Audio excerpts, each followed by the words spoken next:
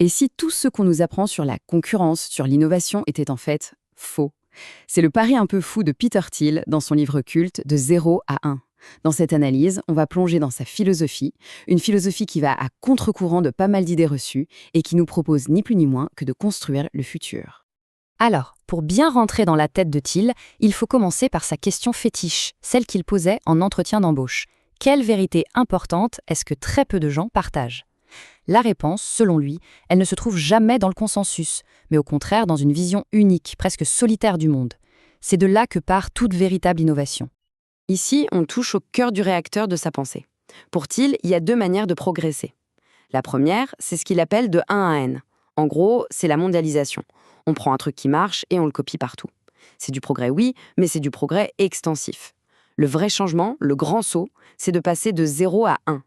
Là, on parle de créer quelque chose qui n'existait pas avant. C'est le progrès intensif, c'est la technologie. Et même si la plupart des gens se concentrent sur la copie, c'est bien la création pure qui dessine notre avenir.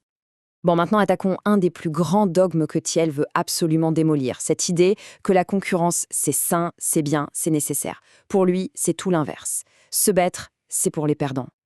Alors là, attention, cette phrase va à l'encontre de quasi tous les cours d'économie. Le capitalisme et la concurrence sont des opposés. Comment c'est possible? Eh bien, son raisonnement est simple. Le but du capitalisme, c'est d'accumuler du capital, de la valeur. Or, la concurrence, qu'est-ce qu'elle fait? Elle tire les prix vers le bas, elle érode les marges, bref, elle détruit les profits. Le contraste est saisissant, non? D'un côté, la concurrence parfaite, une sorte de guerre de tranchées sans fin pour des miettes de profit, où toutes les entreprises se ressemblent. Et de l'autre, ce que Thiel appelle le monopole créatif. C'est une entreprise tellement unique dans ce qu'elle fait qu'elle n'a, de fait, pas de concurrent. C'est seulement là qu'on trouve la liberté d'innover et la possibilité de voir loin. Et il résume tout ça avec une superbe formule en s'inspirant de Tolstoï. Toutes les entreprises heureuses sont différentes. Chacune gagne un monopole en résolvant un problème unique.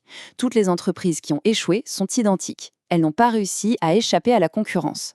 Le message est clair. Le but du jeu, ce n'est pas d'être le meilleur combattant, c'est d'être le seul sur son terrain de jeu. On passe au deuxième grand mythe que Thiel veut déboulonner. C'est l'idée que le succès, c'est un coup de chance et que l'avenir, de toute façon, est imprévisible. Il pense tout le contraire. L'avenir, ce n'est pas une loterie, c'est quelque chose qui se conçoit, qui se dessine. Pour illustrer ça, il propose une grille de lecture très intéressante. Il y a 4 façons de voir l'avenir. Optimiste ou pessimiste, et défini ou indéfini. Selon lui, les sociétés occidentales actuelles, notamment l'Amérique, sont coincées dans ce qu'il appelle l'optimisme indéfini. Qu'est-ce que ça veut dire? Ça veut dire qu'on croit que l'avenir sera meilleur, mais on n'a aucune idée de comment y arriver. Du coup, on ne fait pas de plan. On préfère garder toutes les options ouvertes plutôt que de parier sur une vision forte de l'avenir. Et la conséquence de cette mentalité, elle est partout. Dans un monde indéfini, la procédure devient plus importante que le résultat. Le processus prend le pas sur la substance. On accumule les expériences sur un CV pour se préparer à un futur qu'on ne connaît pas. On est prêt à tout, et donc au final, à rien de vraiment précis. Ça paralyse les grands projets, les ambitions à long terme. Face à cette tendance un peu paralysante, Thiel lance un appel qui résonne fort. Il rappelle que personne n'est un ticket de loterie. C'est une manière de dire que l'avenir, ce n'est pas un truc qui nous tombe dessus par hasard. Il faut le concevoir, le planifier et le construire activement. C'est une reprise en main de notre destin. D'accord, la philosophie, c'est bien beau, mais concrètement, on fait comment? C'est là qu'on passe à la partie pratique, le guide pour construire son propre monopole. Alors, un monopole qui dure, ça ne sort pas de nulle part. Ça repose sur une combinaison de 4 éléments clés. D'abord, une technologie propriétaire, quelque chose qui est au moins 10 fois mieux que ce qui existe. Pensez à l'algorithme de Google à ses débuts. Ensuite, les effets de réseau, c'est Facebook. Plus il y a de monde dessus, plus c'est utile.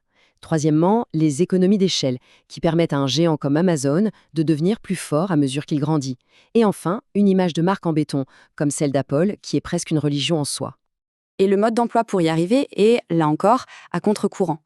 L'idée, c'est de commencer tout petit. Il faut choisir un marché de niche minuscule et le dominer complètement. Amazon n'a commencé qu'avec les livres, rien d'autre. Une fois que cette petite place forte est prise, alors seulement on peut s'étendre au marché juste à côté, pas à pas. Et surtout, il faut éviter à tout prix de se présenter comme un disrupteur. Créer quelque chose de nouveau est bien plus important que de se battre contre les anciens. Allez, pour finir, on aborde une dernière idée, une sorte de twist final. Oubliez l'avantage du premier arrivé. Ce qu'il faut viser, c'est l'avantage du dernier arrivé.